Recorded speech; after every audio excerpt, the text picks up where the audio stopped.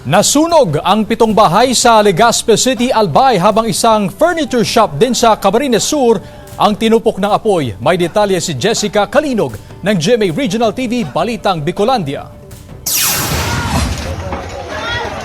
Biyernes ng gabi nang sumiklab ang sunog sa mga kabahayan sa Barangay Victory Village at Lapu-Lapu sa Legazpi City, Albay. Dahil gawa sa light materials at magkakadikit lamang ang mga bahay sa lugar, kaya mabilis na kumalat ang apoy.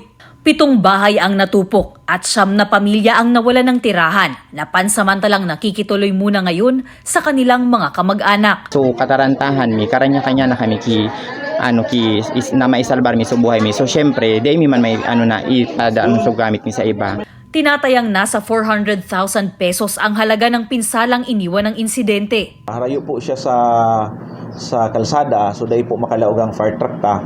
So na lang kita, nagdugtong kita kang hosta.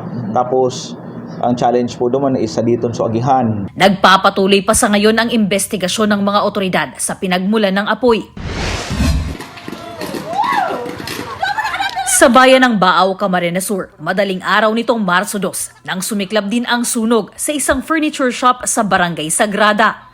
Gawa sa light materials ang istruktura kaya mabilis na tinupok ito ng apoy. Wala namang naiulat na nasaktan pero pumalo sa 75,000 pesos ang halaga ng pinsalang iniwan ng insidente. Nagpapatuloy pa sa ngayon ang investigasyon ng mga otoridad sa posibleng sanhi ng naturang sunog. Under investigation pa ito, pero tinitingnan yung sa electrical pinag-aaralan, pinag-confirm pa rin. Mula sa GMA Regional TV Balitang Bicolandia, Jessica Kalinog, nagbabalita para sa GMA Integrated News.